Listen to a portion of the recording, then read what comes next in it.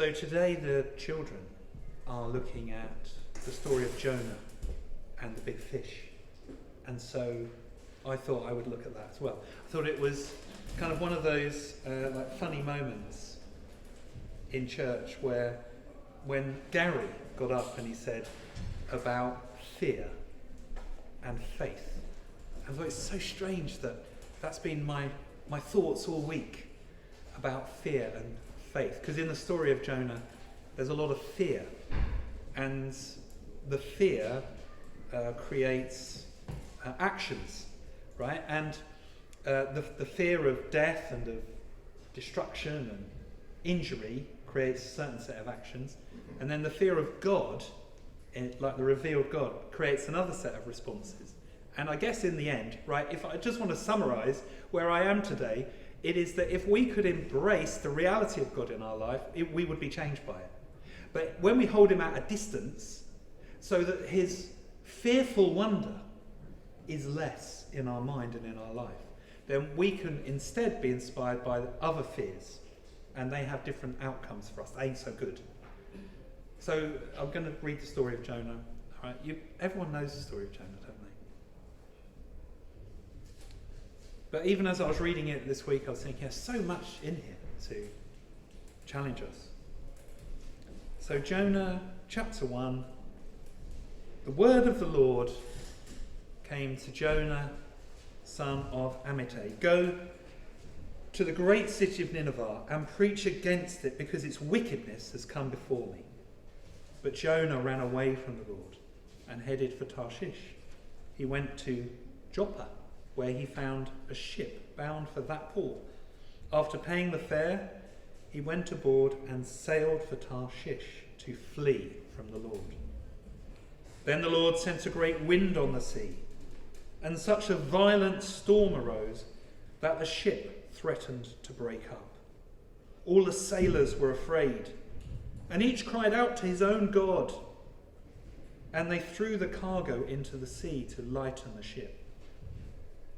But Jonah had gone below decks, where he lay down and fell into a deep sleep. The captain went to him and said, "How can you sleep? Get up, call on your God.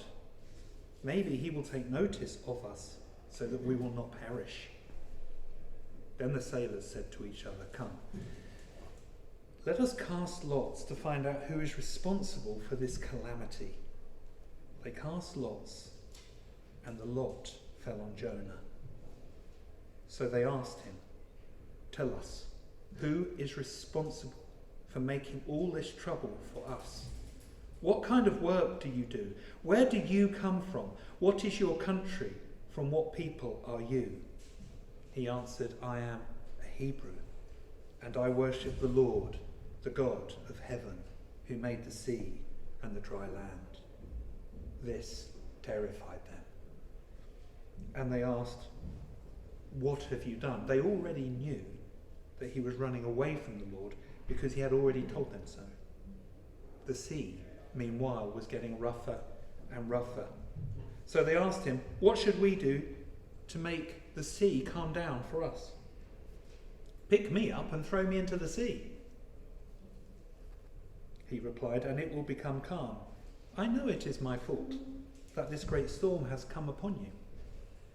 Instead, the men did their best to row back to land, but they could not, for the sea grew even wilder around them. Then they cried out to the Lord, "Please, Lord, do not let us die for taking this man's life. Do not hold us accountable for killing an innocent man, for you, Lord, have done as you pleased." Then they took Jonah, they threw him overboard, and the raging sea became calm. At this, the men greatly feared the Lord, and they offered sacrifices to the Lord and made vows to him. Now the Lord provided a huge fish to swallow Jonah, and Jonah was in the belly of the fish 3 days and 3 nights. Okay, that's the story. There we go. Just got some thoughts about the subject. I mean, do you feel something? You know when we're worshipping And like we were singing, the river of God is teeming with life. And then at the end of those verses it says, and the river is here, didn't it? Do you feel like in the worship, do you just start to like believe that's true? Am I the only one that, it's like I could read those words before, but then in the worship I start, and the river is here. So I'm like singing, and the river is here, Lord, this is excited. The river of God is teeming with life, and then you're running along the banks full of joy. It's like a reality to it starts happening. It's something to do with worship, isn't it? Yes. And then in the worship, so the worship leads to revelation. That's, I guess, the thing. Like there's head knowledge, and then there's revelation. Right? We need revelation. Like we have got head knowledge, but we need revelation. You know, and as I was reading out this passage, which is a very powerful passage, I did feel that kind of revelation coming on me, which maybe is to do with the worship. You know, because at the end of the day, Jonah is completely hooked into the revelation of who God is. And his life is different because of that. However, he does not do the will of God. So revelation isn't the end, but revelation is really important at the beginning of living a life that is pleasing to God and good. Like where the river of God is. And it's teeming with goodness. So revelation I want today, but then also perhaps some conviction about how we should live as well. Revelation, conviction, adjustment perhaps. So let's just look at, first of all, let's start from the very top. We see Jonah, he hears the word from the Lord, he's absolutely certain of it. I am positive that when the Lord speaks to us, he does not do it in a way that is supposed to be mysterious. Right? I'm absolutely positive of this. In the Bible, I do not think it is mysterious the way the Lord speaks to us. In my own life, I do not think it is mysterious, right? I think that what happens is that we make it confusing because we do not wish to do his will. Right? So we create other rationales. We look for other things. Like imagine, if you will, Gideon. The Lord clearly speaks to him, calls him a mighty warrior, right? But he wants to lay out the fleece, doesn't he? He wants to check things with God. He wants to check. It's because he doesn't want to do it, right? He doesn't want to do it. And here we have Jonah. He hears the word of God. Like this whole passage is saying to us that he is a faithful man. Like he believes in God. And he heard clearly what the Lord said. The Lord said, go to Nineveh. Speak against it. I mean, it's crazy in this story to realise why he doesn't want to go to Nineveh, because he can't stand Nineveh. He can't stand Nineveh, and God is saying, go and preach against it because its wickedness has come before me. So you think, well, why doesn't he go? It's because he thinks the Lord will relent if they repent. See how well he knows the Lord. He just doesn't agree with the Lord. You know, Josh Cordray used to be a pastor in this church. He said to me once, nothing before the but counts. Did he ever say that to any of you that were here when he was a pastor? Nothing before the but really counts. You know, and this beginning of this passage is like that. The Lord speaks to Jonah. He says go to Nineveh. But Jonah thinks I'll head for Tarshish, so I'll go to Joppa and I'll get on a boat. See, the Lord speaks to us. And we hear him. Think this is a breakthrough. I am a person who hears from God. The breakthrough is if we do it. The breakthrough is if we act upon it. But there are many forces at work, even in our own thinking, that stop us from doing the will of God. Remember that parable of Jesus, where he says there were these two brothers, and their father said to them, go out and work in the fields. And one brother says, no, I won't. And one brother says, yes, I will. The brother that says, yes, I will, doesn't go. And the brother says, no, I won't, does go. And Jesus said, which one did the will of his father? You know, it isn't about what we say. It isn't about what we hear. It's about what we go and do. And Jonah goes away. He flees from the will of God. Are you standing at the crossroads? Gary had a dream. Gary had a dream and there was a crossroads. And the Lord is like at the crossroads. And it's like it really fits in with the way I think of this. Maybe you're at the crossroads. You think, which way should I go? And the Lord is standing at the crossroads saying, it's not difficult. Come with me. I'm holding out my hands. Like, I'm just saying today, is it you that doesn't want to go the way of the Lord? Is it you? If you're like that, then you're like Jonah and many other characters in the scriptures, like the disciples. It's not unusual. Yet the Lord is trying to reveal to us how we can trust him, how we could take his hands, how we could walk into the unknown, how we could do the thing that he asks, and it will be okay. It will be better than if we go our own way. That is what the Lord wants to say to us. There's a revelation that I'm speaking to you, and I'm leading you and drawing you in another direction. But you're going to find it hard if you don't see me as bigger than all of the problems and difficulties that you can see. But if you can see me as bigger, you can go there and you can trust me. And that faith will drive out the fear that you have. So what then happens with the sailors? So at this point in the story, at the beginning, the sailors are worried because they think they're going to die. I have been on the high seas in a storm. It is a very discombobulating experience. and this is, it's like when I nearly drowned, right? When I nearly drowned, have you ever had this experience? You're swimming, you're caught in the waves, you can't get back to the shore, it's really strong, and you realise you've got no strength left. Have you ever had that? Like, I've got no strength left, so I can't do anything else now. I'll either drown or in that particular situation, I didn't die, by the way. And it was a near-death experience. And it literally, a bit like, when Jonah spits the whale out, the sea spit me up on the shore. And I thought, gosh, I've got no strength. And here in this situation, like it is when you're on the high seas, you can begin to realise that the power of the sea is greater than all your power. The height of the waves is higher than the mast of your boat. The waves that crash against the shore and the big rocks, the rocks will smash your boat to pieces. You think, I don't know what to do to get out of this. And fear inspires the sailors to do certain things. I noticed two things that I wanted to talk about. One is it inspired prayer. See, I think fear of death or extreme injury inspires prayer in all people, whether they are believers or not.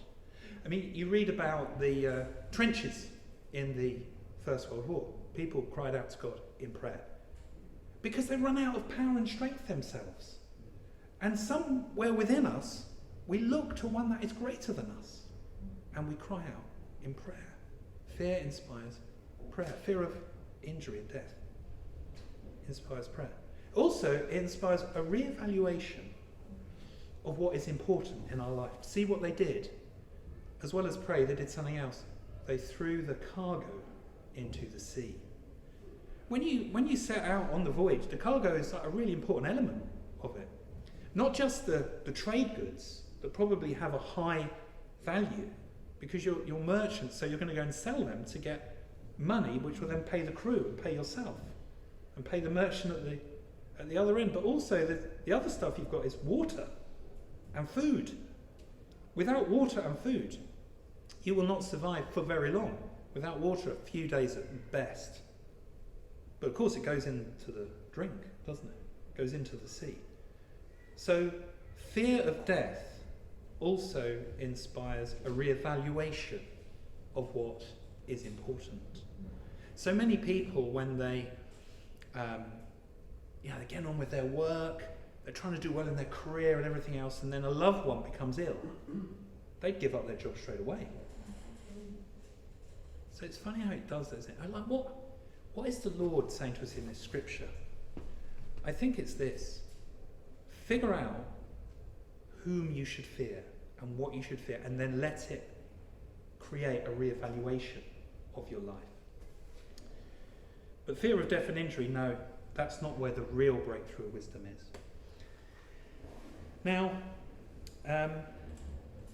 there is a strange way that Jonah is affected in this situation. The sailors are praying and throwing the stuff over the board, and do you know what Jonah's doing?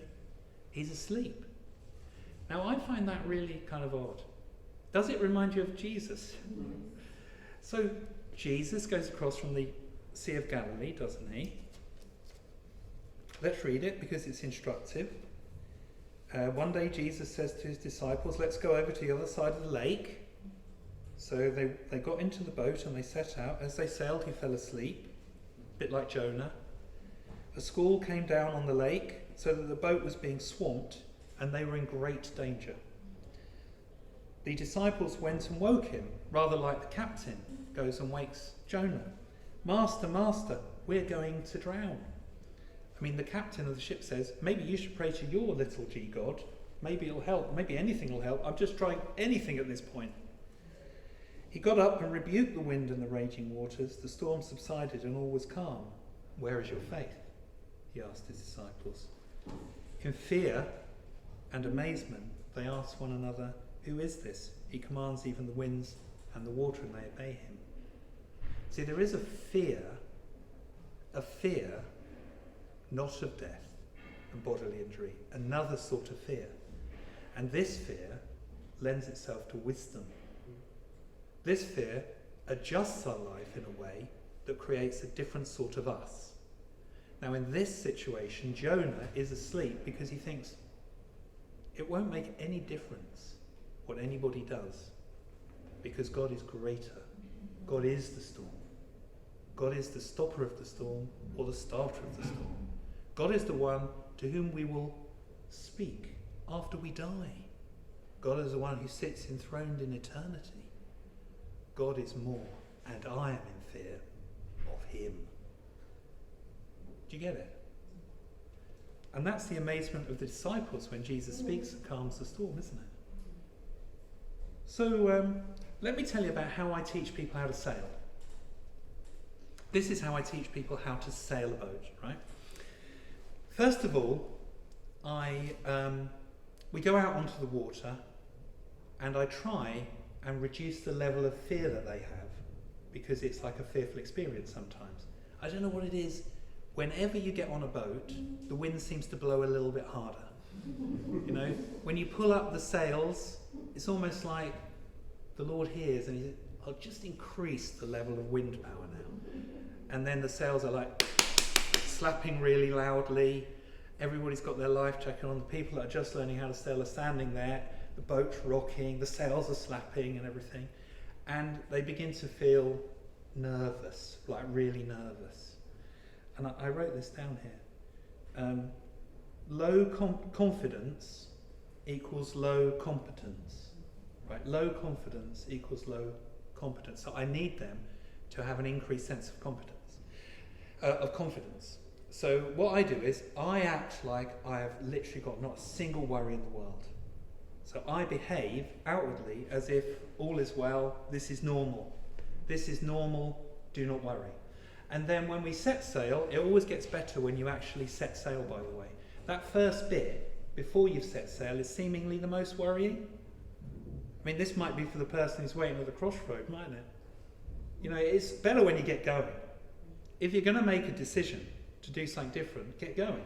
Because once you get going, if things change, they become more apparent what to do next. And so you pull the sails in, you set sail, you go out there. People are still nervous, but it's a little bit better now. And then what I do is I say to them, what are you guys worried about? And if they're really honest, they'll say, I'm worried about sinking, drowning. You know, maybe what if that mast snaps? Or, you know, what if the sail rips? What if this bangs me on the head and I fall? What if I make a real fool of myself? What if? And then what I do is I say, do you know, all of that stuff has happened to me. And I'm fine. It's been okay. Say the boat sinks, we've got life jackets, we swim to the shore. You know, say that the boom breaks, it's a great story later. Like, when we've actually made it back, we'll be talking about it for years. People will say we're so boring, because we always tell the story of when the mast snapped. It'll be great. You'll be really glad. And you'll be in a small group of people who can't resist telling boring stories about sailing. And I go through all this stuff. So I say, actually, it's not going to be as bad. What's the worst that can happen? No, it's okay. You're going to be all right. You're going to be safe. You're held in the safe hands of the safety equipment that is there. And then what I do is I kind of put them in charge of the bit of the boat, and then I act like I'm no longer watching them. Right? I act like I'm no longer watching them because I believe in them. Right? And when you're being like a parent all the time, always ready to just grab the tiller and like steer the boat when, oh, are you worried? I'll take the tiller. It doesn't help people to grow and establish their potential and do things themselves. So first of all, you say, let your fear recede and believe in the safety protocols that we've got. And then believe in yourself more. And you can do it and you can improve. And I give a word of encouragement from time to time. And sometimes when I'm not looking, out the corner of my eye, I'm thinking, oh my goodness, something terrible is going to happen any minute. Please, God, no. And then they steer at the last minute and think, thank you, Jesus. But competence increases. Do you see what I mean? It's quite a knack. And as I get older, I'm not as good at it. As I get older, I'm not good at it. Do you think that the Lord is like that with us? Do you think sometimes the Lord is saying, do you know what you should really be worried about? You should really be kind of worried about me. You know the Syrophoenician woman? Do you know what I thought about that story that Gary read out? I thought that when she came to Jesus, she came with extreme level of humility. Right? When he said, why should you get what should go to Israel? She says, well, even dogs get scraps. What humility is that? So it's because she recognized that she needed to go to that place of extreme greatness with total humility. And then from that place of humility, extreme greatness could reach down and change her life. So I just feel that Jonah innately understood that from extreme greatness, a word had come to him, and now he had tried to go away from it. It was a dead-end street, but it was still extreme greatness that he feared. It was still the Lord. And so anyway, that's how I teach people how to sail, right?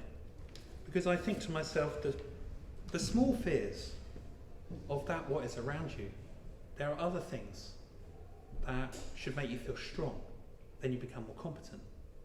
Right? And I've got a little text here.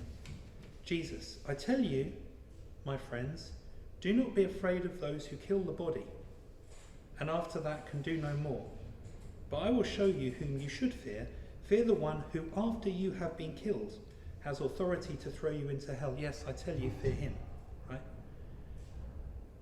So he's talking to disciples, they're fearful, and then he's saying, well, no, don't fear them. Fear a greater one who's more fearful. And then do you know what the next line says? It says, are not 5 sparrows sold for 1 penny?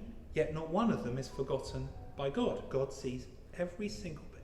God is fearfully great, and he's aware of all situations and all circumstances.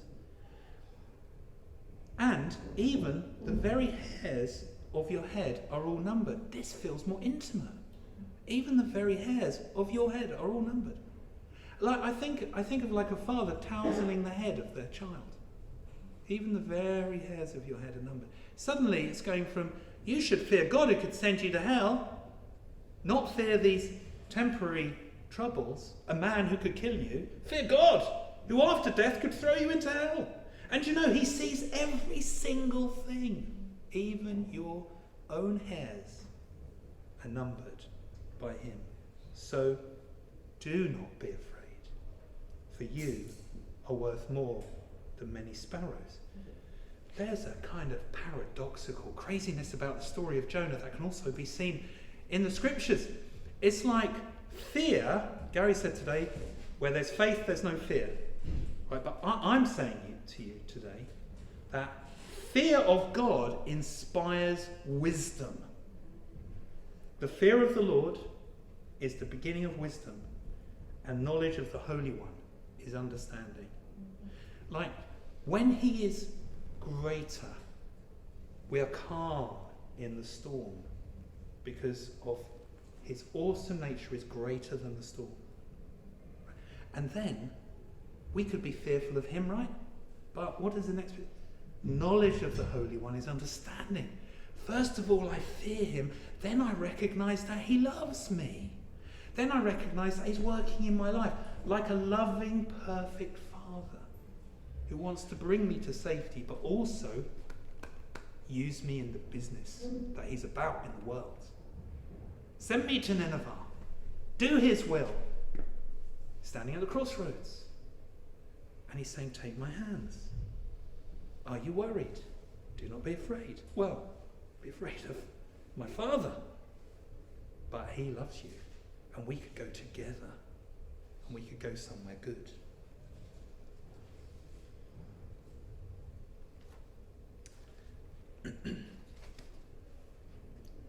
The sailors' fear changes. Right? Shall we see what it says? It says, when Jonah says, I am a Hebrew, I worship the Lord, the God of heaven, who made the sea and the dry land. It gave me a little shiver when he said that. It said this terrified them. They have suddenly got the fear of God. Right? The fear. And what does this do? I'm going to tell you. First of all, they try and row Jonah away, don't they? Right? And I thought, fear of God inspires good behaviour. They were worried about killing a man. The fear of God inspires good behaviour. The fear of God inspires a request for mercy, right? Because once you've understood who he is, you think, may he please be merciful to me. What can we do to placate him? What can we do to ask him to save us? Right? The fear of God inspires requests for mercy. The fear of God inspires worship. Did you see what they then did? They made sacrifices to him. They made vows to him as well. Inspires commitment, doesn't it? Do you see all these things that it does? Good behaviour, asking for mercy, worshipping him, and then committing to him. This is what the fear of God does. I don't know how I always talk for so long. Do you know, when I stood up today, I was going to say, I haven't got much to say today. I thought, don't say it, Greg, because you'll go on for ages. I'm going to just rush through this last bit. I won't read it all out, but Jonah prays an amazing prayer in the belly of the fish. And I want to just touch on just a few little things to just take hold of, because surely the Lord is trying to speak to us today. In my distress, I called to the Lord, he says. The power of trouble to redirect our gaze. Right? Does the Lord, like me when I'm training these people, does he sometimes allow trouble to redirect our gaze? Like, imagine he looks away when trouble comes. He looks away. It seems like he's not answering us. What if he's doing it on purpose? To redirect our gaze to another place. What if he does that? So see, Jonah's praying the fish. When he's in the fish, he's got time to reflect. Right? In my distress, I called to the Lord. Yes. I redirected my gaze towards you, O Lord. I stopped trying to run away from your will. Then, he answered me. God's second point, God's constant readiness to save and step in. We've sung it today. God is constantly ready to save and step in. Right? He is interested in us, and actually, he's always aware of what's going on. Number 3, from the deep, in the realm of the dead, I called for help. Right. From the deep, from the place of poverty, weakness, and humiliation. I just think sometimes the pride has got to go. The fear of the Lord should lead us to a place of extreme humiliation. The Syrophoenician woman saw a wonderful healing for her daughter because she went to a place of total humiliation. From the deep, in the realm of the dead, I called for help. I had nothing left, and I called for help. You hurled me. God allows trouble to come into our life. You hurled me into the deep. I have been banished from your sight. Banished, but not without hope. We carry hope into the storm. We carry hope into the place of humiliation. Hope that he loves us and he's going to lift us up. I know that my Redeemer lives. Yet I will look again upon your temple. I will come again into your presence. I shall know again the comfort of knowing you. You, O Lord, brought my life from the pit.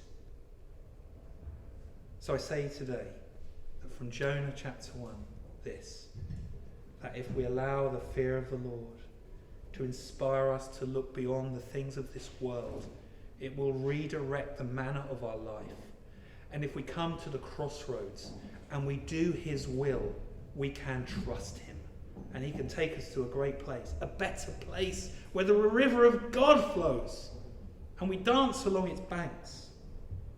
And he's the only one who can save us from the pit.